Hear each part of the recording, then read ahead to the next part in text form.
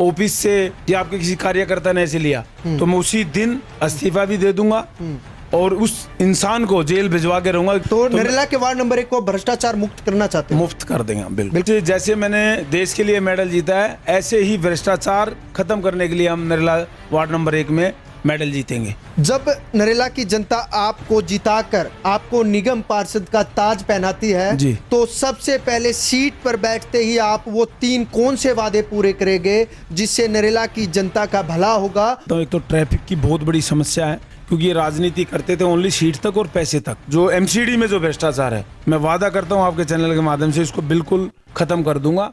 नमस्कार, मैं सनी तुसीर और इस वक्त मौजूद हूं मैं नरेला के वार्ड नंबर 1 में। आज हम आपको एक ऐसी शख्सियत से मिलवाना चाहते हैं जो शख्सियत अर्जुन अवार्ड से भी सम्मानित की जा चुकी है और ये शख्सियत अब आम आदमी पार्टी की तरफ से वार्ड नंबर 1 से टिकट के लिए दावेदारी ठोक रही है। इन शख्सियत का नाम है दिनेश भारद्वाज जी। दिनेश भारद्वाज जी, आपका बड़ा बड़ा स्वागत है।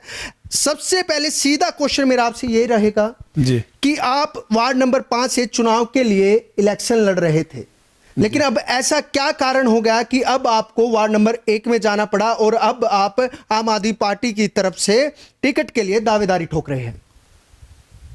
नमस्कार तुसीर भाई, आपके चैनल का भी यहाँ पर स्वागत है। आपने अपना कीमती समय निकाल कर मुझे टाइम दिया और वार्ड नंबर 5 और वार्ड नंबर 1 ये एक ही परिवार है, नरेला और बाकनेर। इसमें कोई दो राय नहीं है कि बाकनेर से लड़ूं या नरेला से लड़ूं। नरेला ऐसी सीट रिजर्व हुई है और मैंने इस देश का तो नाम रोशन किया लेकिन पूरे नरेला क्षेत्र का भी नाम रोशन किया है, दिल्ली का भी किया है। जब मैं अर्जुन अवार्ड लेके आया, एशियन गेम्स में गोल्ड मेडल लेके आया, जब भी नरेले से ही मेरा सारा प्रोग्राम हुआ था। जो भी स्वागत समारोह थे सीपीजी कॉलेज से हुआ, रामदेव चौक से हुआ, झंडा चौक पे हुआ। तो मैं एज एक प्लेयर हूँ, मैं पूरी हिंदुस्तान का हूँ और मैंने आम आदमी पार्टी से पहले 5 नंबर वार्ड से मैंने चुनाव लड़ा था कांग्रेस पार्टी से। तो मैंने केजरीवाल जी के काम देखे, उनकी सरकार में काम देखे दिल्ली में। तो जो एमसीडी में जो घोटाला थे, मैंने दिल्ली में जितने भी घोटाले मैंने एमसीडी के देखे, आप लोगों ने आप चैनल के माध्यम से आप दिखाते भी हो नरेला क्षेत्र की जितनी भी प्रॉब्लमें हैं। तो मैं बाकनेर और नरेला में कोई फ़र्क नहीं मान रहा। मेरा घर नरेला में भी है, मेरा परिवार है, सब लोग एक हैं। हमारी जो 17 की चिट्ठी पड़ती है सरपंच की, वो सब एक नरेला में ही होता है। तो ऐसे लोग वो कहते हैं जिन्होंने डर लगा हुआ है कि दिनेश सामने आएगा आम आदमी पार्टी से तो बीजेपी को सबसे ज़्यादा डर है क्योंकि कांग्रेस कहीं स्टैंड कर नहीं रही है। और जो आम आदमी ने दिल्ली सरकार में आकर जो बुजुर्गों के लिए यात्राएं, एमसीडी में घोटाले जो कार्य किए वो वाकई में सराहना है और इसीलिए मैंने आम आदमी ज्वाइनिंग की है। हम प्रयास कर रहे हैं यहाँ पर। अच्छा, आम आदमी पार्टी आपको वार्ड नंबर 1 से आपको ही टिकट क्यों दे? और भी दिग्गज नेता है और भी नेता जो है वो टिकट के लिए दावेदारी ठोक रहे हैं। आप में ऐसी क्या खासियत है जो आम आदमी पार्टी आप पर दाव खेले? मैंने ये तो नहीं किया कि आम आदमी मेरे को आगे टिकट ही दे रही है। मैं भी प्रयास कर रहा हूँ और कमल भाई भी प्रयास कर रहा है, सागर भाई भी है, रुपेश भारद्वाज जी भी है, काफ़ी लोग हैं, अनुज भी है। तो सब जिसको भी पार्टी टिकट देगी हम उसको तन मन धन से साथ मिलकर आम आदमी का काम करेंगे और उसको जिताएंगे और आम आदमी एमसीडी में आएगी और अच्छे कार्य करेगी। जो सीवर के हैं, नाली के हैं, पेंशन के हैं, एमसीडी सफाई कर्मचारियों की सैलरी है, टीचरों की सैलरी है, डिस्पेंसरियों की जो दिल्ली एमसीडी के अंडर में है। आपने देखा होगा इतना भ्रष्ट है। मेरे गांव में भी एक पुल बना था, नालियाँ, खड़ंजे, आप देख सकते हैं क्या बुरा हाल है। मैं भी चलिए ठीक है, आम आदमी पार्टी की तरफ से आपको टिकट मिल भी जाती है जी। क्या नरेला वार्ड नंबर 1 की जनता आप पर भरोसा जता पाएगी, आपको भारी बहुमत से विजय बना पाएगी? वो तो उसी दिन भरोसा जिता दिया था जिन्होंने, मैं जब एशियन गेम्स में मेडल लेके आया और जब मुझे राष्ट्रपति द्वारा अर्जुन अवार्ड से सम्मानित किया तो उन्होंने कहा था कि हम नरेला से करेंगे। मैं नरेला और बाकनेर में कोई फ़र्क ही नहीं मान रहा। अभी भी मैं जाता हूँ, लोगों से मिलता हूँ, बड़ा प्यार मिलता है और वो कहते हैं अच्छा है दिनेश भाई आप आओगे तो यहाँ नशे की जो गंदगी फैली हुई है वो कम हो जाएगी और स्पोर्ट्समैन अच्छे निकलेंगे क्योंकि एक नरेला एक ऐसा क्षेत्र है। बिल्कुल, मैं आपको रोकना चाहूंगा। ये एक अच्छा क्वेश्चन है कि स्पोर्ट्समैन, आप स्पोर्ट्समैन रहे हो और नरेला वार्ड नंबर 1 में आज भी ऐसा कोई स्पोर्ट्स कॉम्प्लेक्स नहीं है, कोई भी ऐसा पार्क नहीं है जिसमें युवा जाके जो है वो खेल कूद करके आगे बढ़ सके, नरेला का नाम तो रोशन कर ही सके, नरेला के साथ साथ पूरे भारतवर्ष का नाम रोशन कर सके। नरेला में पहले भी किया है। नरेला में बहुत अच्छे रेसलर रहे हैं, चांद खत्री जी हैं और कबड्डी के श्याम भाई। अगर आप निगम पार्षद बनते हैं, नरेला की जनता आपको निगम पार्षद बनाती है, तो आप युवाओं के लिए क्या करेंगे, स्पोर्ट्स कॉम्प्लेक्स के लिए क्या करेंगे? हम स्पोर्ट्स कॉम्प्लेक्स भी बनाएंगे, छोटी छोटी एकेडमी भी खोलेंगे, ये नहीं कबड्डी रेसलिंग की भी खोलेंगे, जो कि बंद हो चुकी है जब से वहाँ पर बीजेपी के काउंसलर रहे हैं। आप देखना वहाँ बहुत अच्छे एक मंदिर है जो मनसा देवी सभी मानते हैं, उसमें एक दंगल होता था। वो दंगल पहले जो 20 साल पीछे जाओगे आप तो उसमें आप देखोगे कितने पहलवान रेसलर आते थे, और अभी कोई स्पोर्ट्स की एकेडमी नहीं है वहाँ पर। तो सभी मैं चाह रहा हूँ, मैं वहाँ पर आऊँगा तो वो करके दिखाऊंगा जो हमारे बुजुर्ग पहले छोड़ के गए थे। एक जो संस्कार हैं लोगों से, जो युवा बच्चे खिलाड़ी हमेशा दिल से करता है, देश के लिए करता है और क्षेत्र के लिए भी करता है। मैं आशा करता हूँ कि बाखनेर से ज़्यादा प्यार मुझे नरेला में मिलेगा। चलिए ठीक है, अगर आपको टिकट मिल भी जाती है तो आप नरेला की जनता को किस तरीके से लुभावने का कार्य करेंगे, क्या एजेंडे रहेंगे आपके? हमारे एजेंडे रहेंगे, एक तो स्पोर्ट्स का मैंने, क्यों मैं एज ए स्पोर्ट्समैन हूँ, मेरे को पूरा हिंदुस्तान एक कबड्डी दिनेश के नाम से जानता है। और जो बूढ़े बुजुर्गों के लिए बैठने के लिए एक अलग से एक पार्क होनी चाहिए कि जो हमारे सीनियर सिटीजन उनका मान सम्मान रहे। और क्रिकेट की एकेडमी खुले, जूडो की एकेडमी खुले। एक सबसे बड़ी जो प्रॉब्लम है वहाँ पर ट्रैफिक की है, तो मैं ऐसा करता हूँ कि एमसीडी में भी और दिल्ली सरकार में मिलकर इस ट्रैफिक का हम यहाँ से नरेला से मुफ्त कराएं ट्रैफिक। और जो इस हमारे गरीब लोग हैं जो पटड़ी पे बैठे रहते हैं, इनको अच्छा एक ठिया मिले जो अपने बच्चों को पाल सके, क्योंकि महामारी में सबसे ज़्यादा दुख और परेशानियाँ जो गरीब लोग हैं उनको उठानी पड़ी हैं। दिनेश जी, मैं आपको बता दूं, नरेला में या पूरी दिल्ली में एमसीडी की बीजेपी की सरकार है एमसीडी में, और एमसीडी में बीजेपी की सरकार होने के बावजूद भी भ्रष्टाचार जो है वो रुका नहीं है, वो बढ़ता ही जा रहा है। क्या लगता है, अगर आप नरेला वार्ड नंबर 1 से निगम पार्षद चुने जाते हो तो आप इस अपने वार्ड से, मैं पूरी दिल्ली की जिम्मेदारी आपको नहीं दूंगा, अपने वार्ड से क्या भ्रष्टाचार खत्म कर पाएंगे? क्योंकि लेंटर हो गया, रेडी पटरी वाले हो गए, उनसे ना जाने किस तरीके से एमसीडी के जो वर्कर है वो रिश्वत का ये गोरख धंधा करते हैं। जब खिलाड़ी खेलता है ना मैदान में, वो एक ही सपना लेके खेलता है कि मैं अपने देश के लिए कर पाऊँ। मेरा एक ही सपना है कि मैं नरेला से, मुझे प्रत्याशी बनाएगी आम आदमी तो मैं ऐसा करके दिखाऊंगा जो कि पूरी दिल्ली में आवाज़ आएगी। जब मैं मेडल लेके आया था तो मेरे से आप जैसे भाई पत्रकार ने पूछा था, दिनेश भाई आप हिंदुस्तान की टीम के कप्तान बने और देश के लिए गोल्ड मेडल लिया, आप दिल्ली में उतरे हो तो दिल्ली देश की राजधानी है। मैंने बोला था कि दिल्ली देश की राजधानी है लेकिन दिल्ली की राजधानी नरेला है।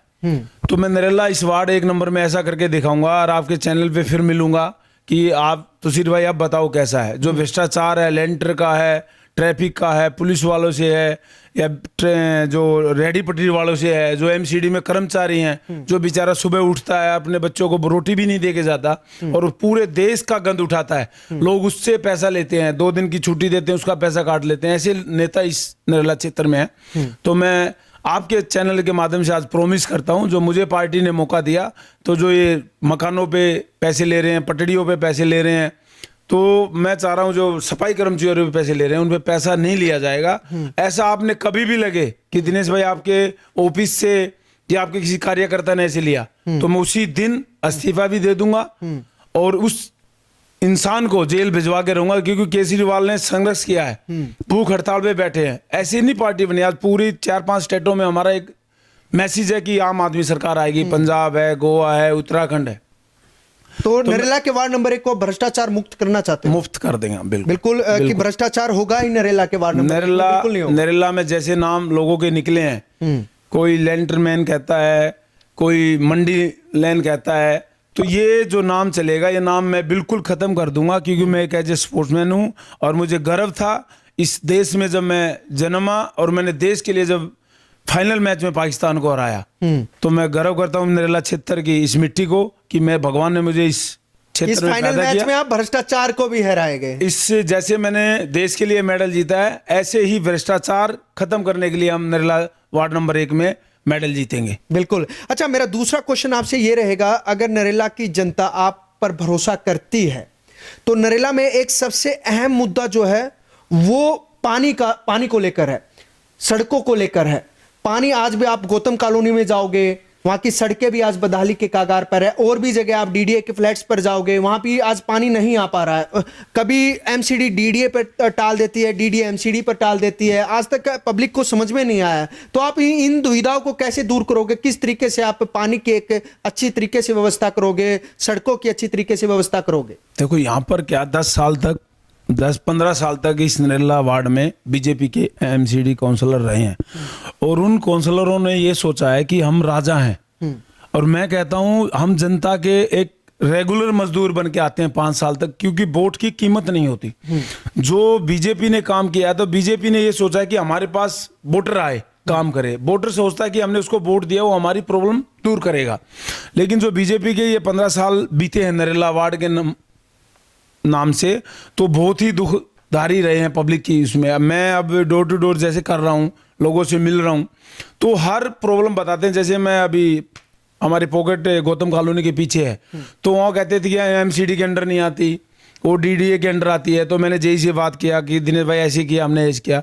तो मैंने उसके लिखित में मांगा उससे, उसने 5 दिन का टाइम मांगा है कि मैं 5 दिन में आपको बताऊंगा इस पॉकेट में मैंने कितना काम किया। उसमें काम ही नहीं हो रहा, उसमें लैट्रिन, बाथरूम, साफ सफाई, लाइट कुछ भी नहीं है। अब जहाँ मैं जाता हूँ, आपने पूछा कि गली खड़ंजे, तो शायद मेरे हिसाब से ये है, मैंने अफसर से पूछा नहीं है, वो कागजों में तो शायद बन गए होंगे, क्योंकि पिछले 5 साल में लोगों ने जो एमसीडी बीजेपी थी तो वो छिका दिए। बीजेपी का एक नारा है कि अपने आदमी को मजबूत करो और जनता को गरीब करो, पहले वो हटा दिए।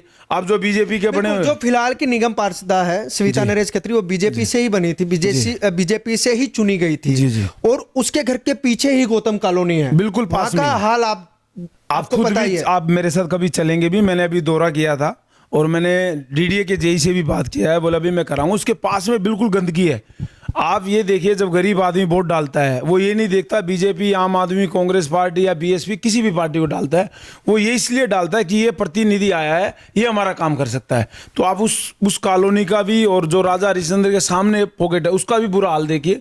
आप जैसे शनि मंदिर से जाते हैं, उस रास्ते का भी हाल देखिए। क्या लगता है, आप नरेला की सूरत बदलोगे अगर नरेला? जैसे मैंने कबड्डी में गोल्ड मेडल जीता है, ऐसे ही नरेला की मैं सूरत बदलने का आश्वासन आपके चैनल के माध्यम से देता हूं और बीजेपी के सभी कैंडिडेटों से चैलेंज करता हूं, या तो इस भ्रष्टाचार को आप बंद करा दीजिए, ये रोडों को बनवा दीजिए। जो ये पटड़ी रोडी पे बैठे हैं बेचारे, इन पे हफ्ता लेना बंद कर दीजिए। जो सफाई कर्मचारी जो सुबह भूखा निकलता है और 12 बजे आकर अपने परिवार की रोटी पोता है, उन पे पैसे लेने बंद कर दीजिए। जब इन्होंने एमसीडी में सैलरी नहीं दी थी, तो हमने जुलूस निकाला था, उनके साथ मिले थे, हमें सौभाग्य मिला। एक टीचर भी। नरेश, ये जुमलेबाजी तो नहीं रहेगी कभी जीतने के बाद नरेला की जनता भरोसा करती है आपको और सीट पर बिठाती है, और उसके बाद आप बोलो कि नहीं ये तो हो ही नहीं पाया, ये तो डीडीए का कार्य था, ये तो हमारी सरकार नहीं बनी, बीजेपी की सरकार बन गई, लेकिन हाँ मैं चुना यहां से गया। ये हुआ है, इसलिए मैं कह रहा हूं, ये जुमलेबाजी तो नहीं है। देखिए, जुमलेबाजी 2014 से आपने खूब जम के देखी है। ये केजरीवाल की सरकार है, बिल्कुल जनता परेशान। ये केजरीवाल की सरकार है। जो केजरीवाल ने बोला है ना, वो करके दिखाया बिल्कुल।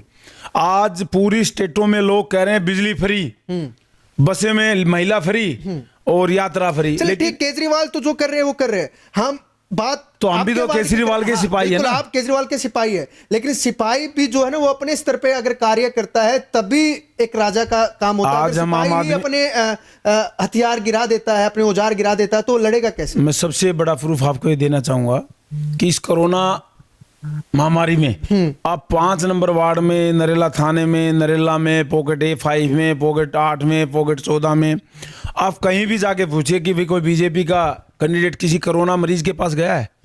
एक भी बीजेपी का कैंडिडेट ये आ जाए कि मैं उस मरीज के पास गया हूं। मैंने जो कोरोना महामारी में जो लोगों से मिला हूं, जो दुख लिया, मैंने उन लोगों को चिता दी है जिसके फैमिली भी उसको टच नहीं कर रही थी। ये बातें कहने की नहीं है, बड़ा दुख होता था जब किसी परिवार से कोई मृत्यु होती थी, लेकिन मैंने कभी भी ये नहीं सोचा कि मेरे भी कोरोना हो जाएगा, क्योंकि हम एक खिलाड़ी, हम देश के लिए देख रहे थे कि हम किसी भी इंसान को बचा पाएं। सैनिटाइजर है, फोक मशीन है, खाना है, तो एक भी बीजेपी का उम्मीदवार या जो अभी ये बड़े बड़े होल्डिंग लगा रहे हैं ये लोग, या एमसीडी काउंसलर या कोई एमएलए बीजेपी का प्रत्याशी कोई भी दिखाओ, पूरे नरेले में आप 5 नंबर वार्ड में ही पूछ सकते हैं और नरेला मार्केट में ही पूछ सकते हैं। एक मेरा सवाल है, वो कड़वा जरूर है, अगर आप वार्ड नंबर 5 से वार्ड नंबर 1 की तरफ जा रहे हो, ऐसा तो नहीं है कि काफी नेता आप ही की पार्टी के वो शायद नाराज हो रहे हो इस बात से कि आप क्यों अपना वार्ड छोड़ के यहाँ पर आ रहे हो, क्योंकि पहले और भी काफी नेता है? ये सवाल एक बार बताइए आप। देखिए, ये परिवार है और ऐसा मुझे लग नहीं रहा कि मेरे से कोई नाराज है, क्योंकि कमल भी एक स्पोर्ट्समैन रहा है, सागर भी एक स्पोर्ट्समैन है और अपना रुपेश भाई भी एक स्पोर्ट्समैन। एक फैमिली है और फैमिली कभी नहीं बढ़ती, उसको बांटने की कोशिश करते हैं वो लोग करते अगर हैं। इनमें से किसी को टिकट मिलती है तो साथ हम दोगे? पूरा तन मन धन से साथ देंगे। रुपेश भाई को मिलो, कमल को मिलो, सागर को मिलो, दहिया को मिलो, और एक खत्री अपना अजय खत्री उसको मिलो, रिंकू है उसको मिलो, किसी से मिलो। मेरे दोस्त है, मेरे भाई है, मेरे परिवार के सदस्य, जो मेरी ड्यूटी लगाएंगे मैं उस ड्यूटी को पूरा तन मन धन से निभाऊंगा, और जहाँ भी मेरी पार्टी और जिम्मेदारी लगाएगी वहाँ भी निभाऊंगा। क्योंकि एक स्पोर्ट्समैन ऐसा, हर घर में स्पोर्ट्समैन है नरेला में, तो स्पोर्ट्समैन एक घर तक जाता है और एक कैंडिडेट बाहर से ही वोट मांग के वापिस हो जाता है। हम एक स्पोर्ट्समैन है और हमें सब लाइक करते हैं। क्योंकि अभी आप वार्ड नंबर 1 में कैंपेनिंग कर रहे हो जी, और क्या लगता है उस कैंपेनिंग में नरेला की जनता आपके साथ है या नहीं है? क्योंकि आप घर घर घूम रहे हो, कैंपेनिंग कर रहे हो, अभी से ही आपने चुनाव की तैयारियां शुरू कर दी है। क्या लगता है कि नरेला की जनता आपका पूर्ण बहुमत से साथ देगी? मेरा पूरा साथ देगी। और जो लोग ऐसे कहते हैं कि दिनेश का साथ नहीं देंगे, ओनली वो बीजेपी वाले लोग मिलेंगे आपको, ना कांग्रेस वाला मिलेगा, ना आम आदमी वाला मिलेगा, ना पीएसपी का मिलेगा। क्योंकि उनके अंदर एक भावना है कि इन्होंने हमारे नरेला क्षेत्र का नाम रोशन किया है, हमारे देश का नाम रोशन किया, पूरी दिल्ली का नाम रोशन किया है। ये खिलाड़ी है, ये एक ना तो बिरादरी का होता है। मैं आपके चैनल के माध्यम से बता देता हूँ इन लोगों को, जो जुमले इन्होंने 2014 से अब 24 तक चला रहे हैं, ये जुमलेबाजी है। और ये आम आदमी सरकार है, और आम आदमी सरकार का एक छोटा सा सिपाही हूँ मैं, जो मैंने किया है इस क्षेत्र में। और ये जुमलेबाजी वो ही करेगा जिसको मेरे से डर है, और वो डर है बीजेपी वालों को। आम आदमी, कांग्रेस, इनको नहीं है, क्योंकि वही कहेंगे बाकनेर है। मैं उनसे पूछना चाहता हूं कि बाकनेर और नरेला एक ही परिवार है, ये मैं नहीं कर रहा, ये वो भी कहेंगे, पूछ लेना कि नरेले में और बाकनेर में कोई फर्क है। क्योंकि जब नरेले का विधायक और नरेले का अपने राजगढ़ खत्री थे, वो भी यहीं से लड़ते थे, तो वोट फिर तो हमने नरेले को ही नहीं देनी चाहिए।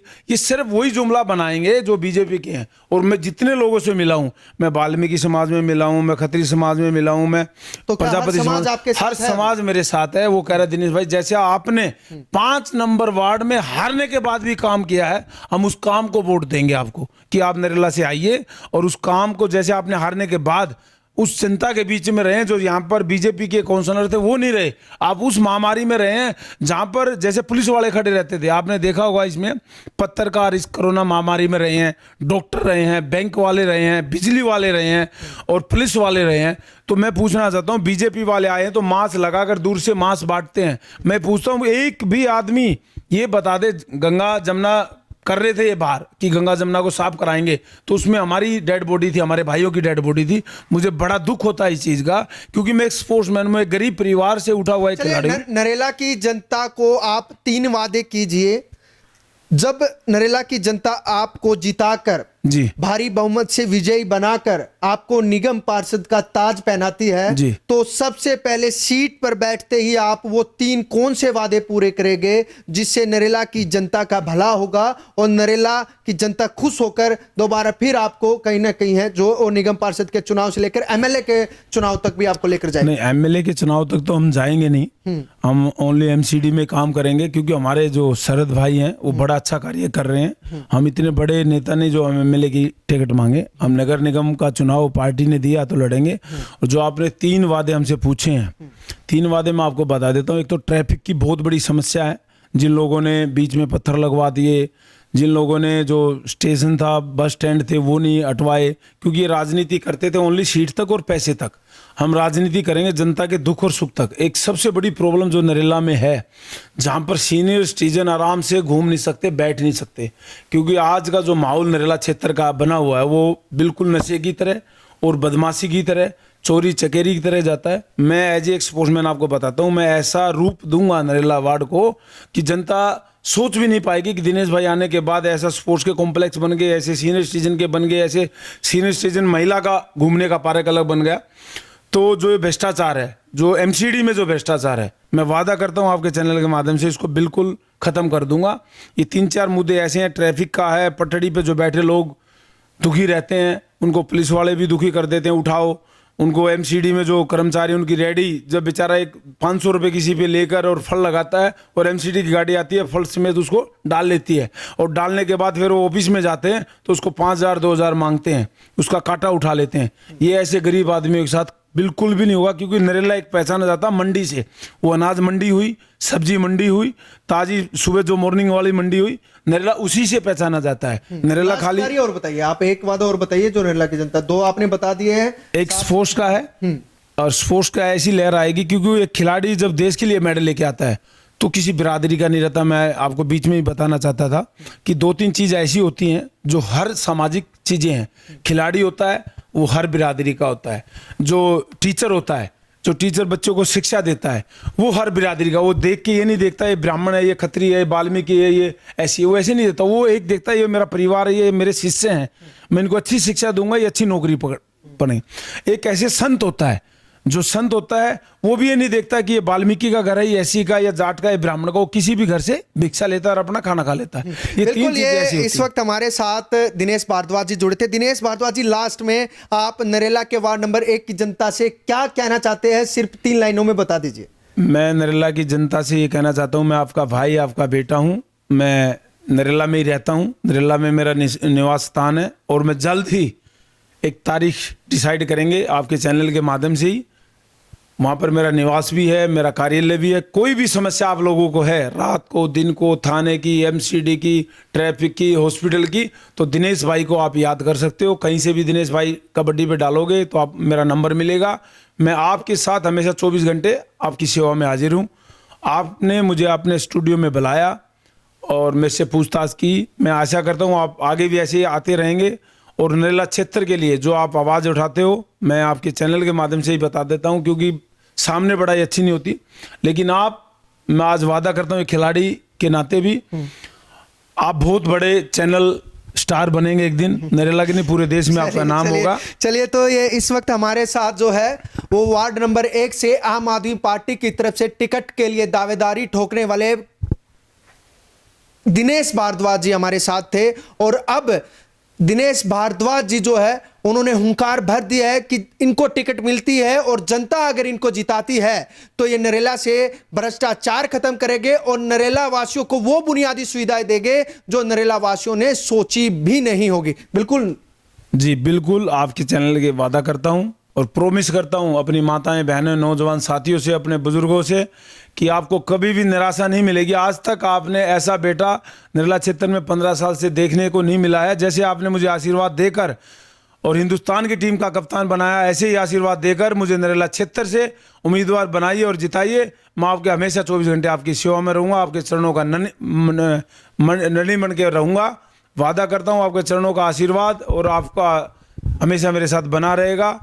धन्यवाद। जय हिंद, जय भारत। बिल्कुल, ये हमारे साथ अर्जुन अवार्डी दिनेश भारद्वाज जी से खास बातचीत थी। और दिल्ली समाचार इसी तरीके से वार्ड नंबर 1, वार्ड नंबर 2 और दिल्ली के अन्य वार्डों से भी इसी तरीके से अलग अलग प्रत्याशी से खास बातचीत करते रहेंगे। तमाम खबरों के लिए देखते रहिए दिल्ली समाचार। सोनू के साथ मैं सनी तुषार।